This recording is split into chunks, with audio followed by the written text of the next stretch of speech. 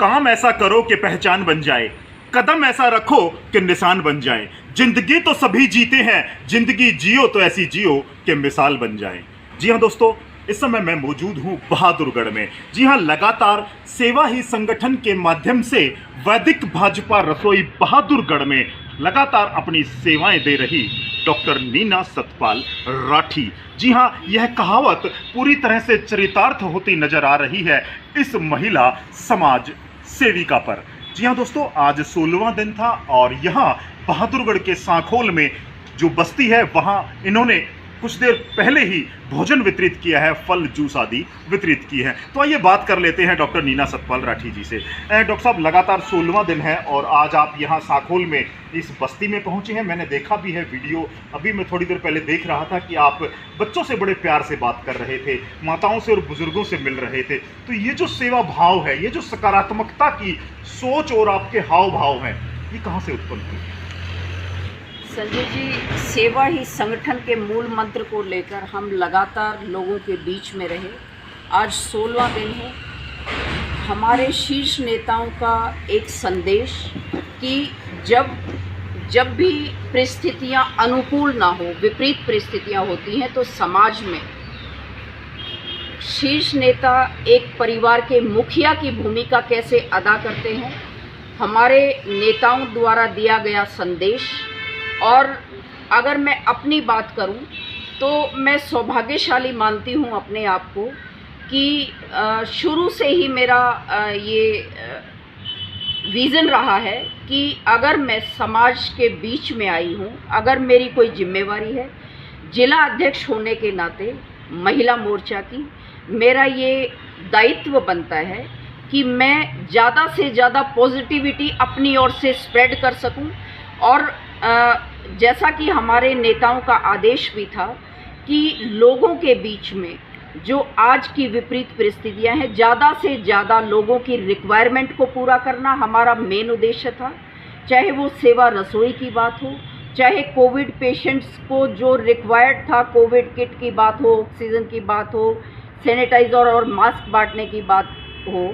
30 मई का मैं कहना चाहूँगी कि सेवा दिवस का एक संकल्प सेवा दिवस के रूप में मनाने का जो हमारे कार्यकर्ताओं ने लिया, उसे पूरा किया। और उसी के फलस्वरूप आज मैं ये देख रही हूँ लोगों के बीच में। आपने कहा कि उन बच्चों के चेहरे पर ऐसी चमक थी और उन महिलाओं को मैंने आज देखा कि उन्होंने उनके चेहरे के भाव बता रहे थे कि पूरी तरह से दूसरी कोरोना की दूसरी लहर पर हमने विजय पा ली। और मैं आपके माध्यम से ये कहना चाहूँगी कि हमारे यशस्वी प्रधानमंत्री के एफर्ट्स रहे और हमारे मुख्यमंत्री मनोहर लाल जी खट्टर का दिशा निर्देश रहा। हमारा नेतृत्व ऐसा है, हमारे अध्यक्ष चौधरी ओम प्रकाश जी धनखड़, हमारी चाहे अध्यक्षा की बात करूं मैं, सुमित्रा जी मेरी बड़ी बहन, हमारी महिला की प्रभारी, एक पूरा परिवार के रूप में एकजुट होकर इस दूसरी लहर पर हमने विजय पाई। और विजय आप सकारात्मक उद्देश्य लेकर जब आप समाज में उतरते हो, फील्ड पर काम करते हो, तो आपके एफर्ट्स का परिणाम सकारात्मक ही होता है। और बहुत खुशी हुई, आज हम लगातार सेवा संकल्प लेकर लोगों के बीच में जा रहे हैं। अभी कल ही एक बैठक और हुई थी कि जो कोविड पेशेंट्स हैं, जो अभी घरों में जो रिकवरी फेज़ में हैं और जो चले गए कोविड की मार से, उनके लिए मैं आपके माध्यम से मेरी संवेदना भी है। मैं अपने श्रद्धा सुमन अर्पित करती हूँ अपने शब्दों के ज़रिए। और जो कोविड पेशेंट्स चले गए उनको डेडिकेट करेंगे हम, ये जो आने वाला 5 तारीख का एनवायरनमेंट डे है। क्योंकि मैं ये मानती हूँ संजय जी कि एक पदाधिकारी होने के साथ साथ मैं एक जिम्मेवार नागरिक भी हूँ इस समाज की। और सभी जिम्मेवार नागरिकों का नैतिक दायित्व बनता है कि ऑक्सीजन के सिलेंडर जो हमने इस कोविड की मार में कंधों पर ढोए हैं, प्रकृति ने पेड़ों के रूप में एक फैक्ट्री हमें लगा के दी है। तो उस फैक्ट्री को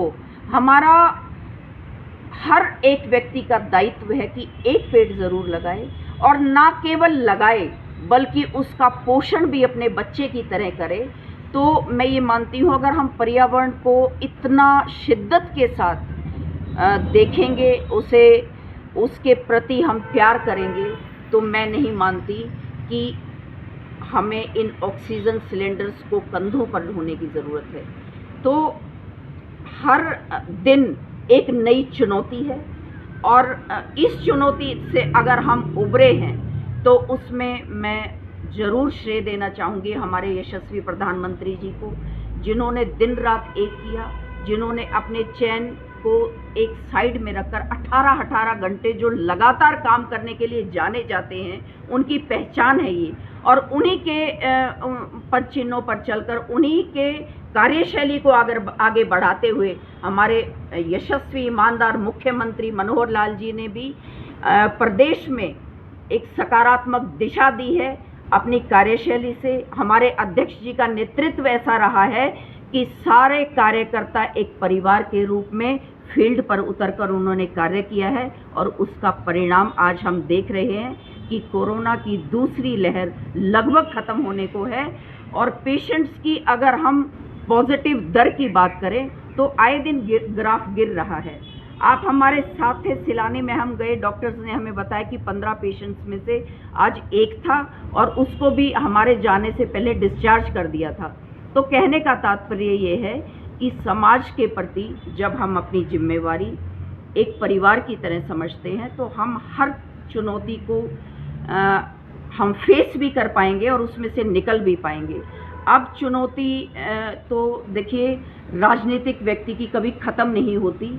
ये चुनौती ख़त्म हुई तो दूसरी है ज़िंदगी को ढर्रे पर लाने की। तो दूसरी ओर हम चल पड़े हैं, हमारे शीर्ष नेता चल पड़े हैं कि आज हमें प्रदेश को, जो लोग रोज़गार से वंचित हो गए, उनको रोज़गार दिलाना है। स्वास्थ्य के आए दिन स्वास्थ्य दर को हमें और मजबूती से इस प्रदेश में रखना है। और बहुत सारी चुनौतियां हैं, स्वास्थ्य, शिक्षा और रोज़गार सबसे बड़ी चुनौती है।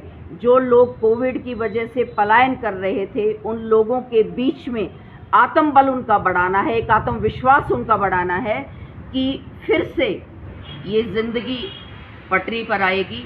हम फिर से एक नई चेतावनी को एक चुनौती के रूप में मानकर हम फिर से चलेंगे।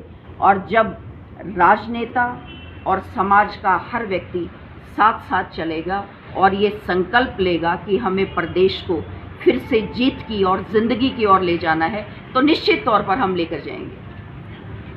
बहुत अच्छा। और कोविड की दूसरी जो लहर है उससे हम लगभग पार पा रहे हैं, जैसा कि डॉक्टर नीना सतपाल राठी ने बताया है कि किस तरह से इसके बाद की चुनौतियों से निपटने के लिए भी वो पूर्ण रूप से मानसिक रूप से तैयार नजर आई हैं। उनका जो आत्मविश्वास है, जीवन के प्रति उनकी सकारात्मक सोच, कोविड-19 के बाद की जो चुनौतियां हैं उनको लेकर के वो आज चिंतित नजर आई हैं, और उनके दिमाग में एक विजन है। जी हाँ, अपने बहादुरगढ़ के लिए, अपने जिले झज्जर के लिए और तमाम मानवता के उन लोगों के लिए एक मैसेज आज यहां बहादुरगढ़ की धरती से दिया गया है डॉक्टर नीना सतपाल राठी के द्वारा। और वो संदेश बड़ा महत्वपूर्ण है, और वो संदेश यह है कि कोविड-19 के बाद आने वाली चुनौतियां, जैसा कि इन्होंने बताया है कि शिक्षा को लेकर के, रोजगार को लेकर के, स्वास्थ्य सुधार को लेकर के, और सबसे बड़ी जो चिंता आज यहां की गई है वो है पर्यावरण को लेकर के। डॉक्टर नीना राठी जी ने कहा है कि हम सब संकल्प लेते हैं कि पर्यावरण को भी दुरुस्त करेंगे, बेहतर करेंगे, ताकि हमारी आने वाली पीढ़ी को वो सब चीजें ना झेलनी पड़े, जैसा कि इन्होंने ऑक्सीजन का उदाहरण दिया है। तो दोस्तों, आइए अपनी जिम्मेदारी को समझें और ऐसे लोगों का प्रोत्साहन करें ताकि समाज को एक प्रेरणा मिल सके।